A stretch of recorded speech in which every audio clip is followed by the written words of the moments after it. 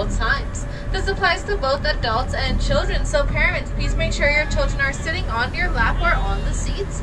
They cannot stand up. And if you turn around, you'll see a black box next to the door. That's our intercom system. They can use to contact me in case of an emergency. Now, the Bronx Zoo is the headquarters for the Wildlife Conservation Society, also known as WCS. We have scientists and eagle guards working in the field, as well as zookeepers here at home to protect our animals. But we have now traveled over 7,000 miles and have arrived in Asia. Asia is the continent with the largest number of deer species, and it's known for its deer diversity. So these large white deer that you see in the meadows, you'll see a few more of them down to your right. These are some of our Bactrian deer. They're native to Central Asia. But we should be seeing two other types of deer and one type of antelope in this meadow. It does look like they have all moved to the far side of the meadow, so we're going to catch up with them in just a few short minutes. But throughout our tour, you will notice a lot of peafowl roaming around. Now, the peafowl are India's national birds. The males are called peacocks, the females are called peahens, and the babies are called peachicks. Now, we do allow them to roam around freely, so again, you will be seeing quite a few of them throughout the entirety of our tour. But again, we should be seeing the rest of our animals from this meadow in just a few short minutes once we enter the other side of the meadow. So this small farm hut that we're now passing actually represents a very interesting WCS story. Hi. Farmers in Indonesia live closely with wild animals, like elephants, which we will see shortly. WCS field staff work with local leaders and farmers in Indonesia to come up with the Crop Protection Unit. This unit created many different ways for farming to continue in close proximity of wild animals. One strategy was to soak ropes in chili and place them around the crops. Elephants do not like chili and leave the farms alone, allowing the farmer and the animals to share the habitat peacefully. Now, we all know a species that no longer exists is extinct, such as dinosaurs and the dodo birds. Our next animals are actually on the verge of extinction, so as soon as you enter the enclosure, you'll be greeted by our Mongolian wild horses. You'll also see our baby right in the middle of the herd. That baby was born back on Memorial Day, so she is almost 5 months old. But these horses were actually extinct in nature. They could only be found in zoos. Now, thankfully, they have been successfully reintroduced back into the wild in some parts of Mongolia and China from herds found in North American and Asian zoos. Now, you may have noticed a few differences between these horses versus our domestic ones. And these horses have a stockier build, shorter legs, and an erect mane, meaning that these horses have a mohawk. They're also missing a forelock, which is the piece of hair that folds over the forehead of our domestic horses. But now here's a note from Jonathan, one of our field scientists, about these horses in other countries. I'm Jonathan Slatt, and I'm the Russia and Northeast Asia coordinator for the Wildlife Conservation Society. I believe that wildlife has a place on this earth, and my job is to find practical solutions that allow people and wildlife to thrive together. Przevalsky's horse went extinct in the wild in the 1960s. On a recent trip to Kazakhstan, I thought about the ongoing and successful efforts in that country to bring these horses back to the Central Asian steppe. The world needs happy stories, to watch the impossible become possible, and to see hope restored. That's what's happening today with Przevalsky's horse. Now, believe it or not, we are still in the Mongolian wild horse enclosure. Here at the Bronx Zoo, we like to offer our animals plenty of room to roam around and graze. So all of the space that you saw here in front of you, as well as the space we're coming up to on your right, belong to just these horses, and trust me, they use every single bit of it. The Bronx Zoo received its first horses all the way back in 1902, and to date, we have had over 50 babies born right here.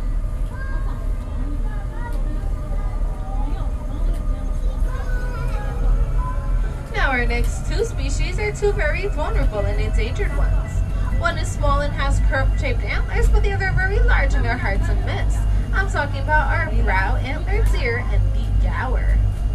Now, the gaur are the largest wild cattle in the world. They can stand up to 6 feet tall, 10 feet long, and weigh over 2,000 pounds, which is the same as a small car. Now, they are going to be over towards our right, so you will get a better look at them once we move on up ahead. So in the meantime, here's a note from one of our keepers with more information about these animals. Hi, I'm Dave, a wild animal keeper here in Wild Asia. When the Bronx Zoo received 2 female and 1 male gaur from the San Diego Zoo, it took a couple of introductions before all the animals were comfortable. But But after a little bit of time, the Buffalo. 3 new animals fully integrated into the herd, and we have the family that you see today. A family group of Gower can consist of up to 40 individuals and Buffalo. is typically led by an older adult female called the matriarch. Since the 2 females and 1 male have been added to this family, there have been a number of offspring. This is important because Gower are considered to be a vulnerable species, so it's vital to maintain a healthy growing herd here at the zoo. As we're coming in closer to our Gower, take a good look at their horns. If their horns are curving inwards, you're looking at a female, and if they're pointing up slightly, you're looking at a male. Now, with their large size and impressive horn, these animals can fight off anything, including a tiger, so trust me, you do not want to mess with them. And they are considered to be very vulnerable because they continue to lose their wild space due to farming.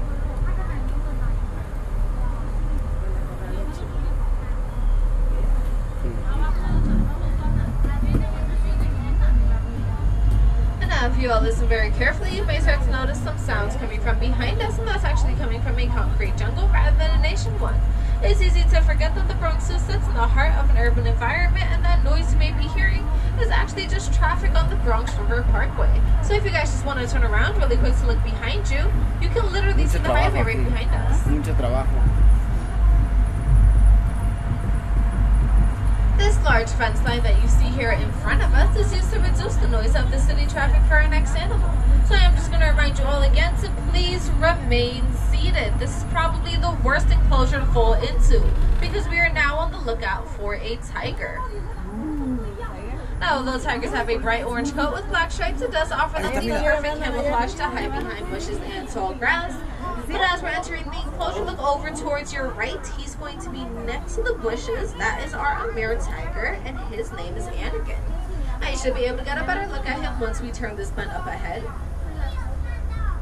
But adult tigers are solitary, meaning that they live alone in the wild, which is why, unfortunately, we'll only be seeing one of our tigers out here today. Now, tigers usually prefer to eat wild pigs and medium-sized deer, and they will typically gorge themselves on a fresh kill, eating up to 40 pounds of meat, which is the equivalent to 160 hamburgers in just one sitting. After such a large meal, they will not eat again for several days. So as we're moving on up ahead, you will see Anakin laying down in the grass.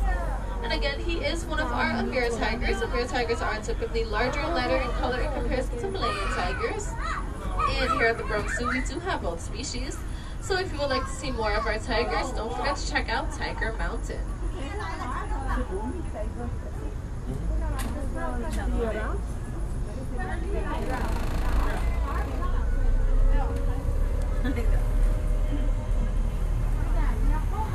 Now over to our right, we're entering the back of the Gower enclosure. If you look on top of the hill, you will get a better look at them.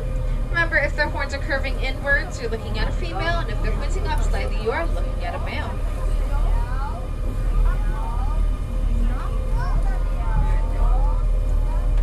And now down to your right, we're entering the back of that first meadow we were in, where we saw those large white deer. So as we turn this bend, look straight down to the back. You'll see some small tan antelopes are the blackbuck antelopes. The mature males are chocolate brown with long spiral horns, and the females are tanned with a white underbelly, meaning that the species is sexually dimorphic. The males and the females are different. Those large honey brown deer that you guys see back there are some of our Barasinga deer. Barasinga in Hindi means 12-10, and the males have 12 to 14 points on their antlers. And if you guys see any spotted deer, those are the axis deer native to India and Sri Lanka. Now, though all deer are born with spots, the spots will fade as deer matures. The axis deer are one of the very few deer that will actually keep their white spots throughout their entire lives.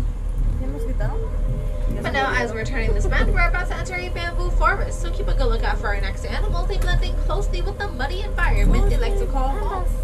So if you see a pig-like animal, you have spotted our babirusa. In this first pen, we actually have a mom out with her baby. Look through the bamboo and you will see the mom in front of us. The baby is to our right.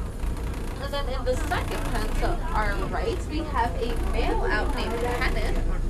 But the mature males have tusks that curve backwards towards their eyes, resembling antlers, giving them their name babirusa, which means pig deer in the Malayan language.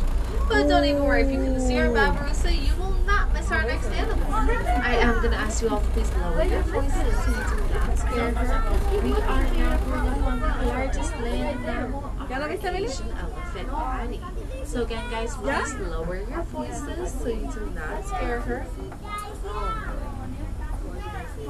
As we're getting closer to Patty, you may notice some dirt on her back. She put that there herself to protect her skin from the sun and insects. Again, guys, please lower your voices so you do not scare her. When she hears loud things, she will start throwing rocks. I want you all to notice her large size. She's over 50 years old and weighs over 10,000 pounds. She does have to eat a lot of vegetation. She eats 200 pounds of hay a day and drinks 60 gallons of water. Again, this is daily. And take a good look at her trunk, because that trunk has over 40,000 muscles in it, which is more than the human body itself. It also has this framed-away feature at the end that only Asian elephants have, which allows her to pick a blade of grass from the ground or tear down all of these surrounding tree branches with the enormous force. Here at the Bronx Zoo, we do like to offer elephants a lot of personal attention, including baths and pedicures given weekly by our zookeepers. And that large tree stump that you saw next to the pool of water was actually an elephant-sized back scratcher. But now, as we're saying bye to Patty, we are on the lookout for two other large mammals. So if you see animals with skin that looks to have armor plates, big horns on their noses, and looks to weigh around 3,500 pounds, you have spotted our Indian rhinoceros, Priya, and her baby, Patrick. It does look like they're going to be over on the other side of their enclosure, so I am just going to speed us up a bit so we can catch up with them. But all rhinos are actually highly endangered. There are less than 4,000 Indian rhinos surviving in India and Nepal. The Bronx Zoo actually cares for several endangered rhinos. A common misconception with our rhinos is that they are armor plated, but that is not at all true. Their skin actually just has many folds to it. So although you may think their skin is thick and tough, it's actually very thin and sensitive. It needs protection from the sun and insects, which is why you'll sometimes see our rhinos laying inside of a mud wallow, just to add the extra layer of protection to their skin. We actually have a rhino here named Penny, and whenever she comes outside, our keepers need to put sunscreen on her face. That's how sensitive a rhino's skin can be. As we're turning this bend and entering the clearing, you will get a very good look at Priya and Patrick. Now, Priya is the one to the left, Patrick is the one to the right. I know Patrick no longer looks like a baby, that's because he just turned 2 years old a couple months ago.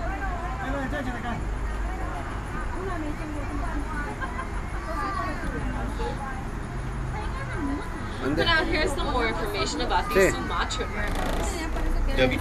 The rhinos you see here are Indian rhinos. We work with habitats all over the world that are homes to rhinos. Here is a note from our field office in Sumatra, and Ulan, who works with the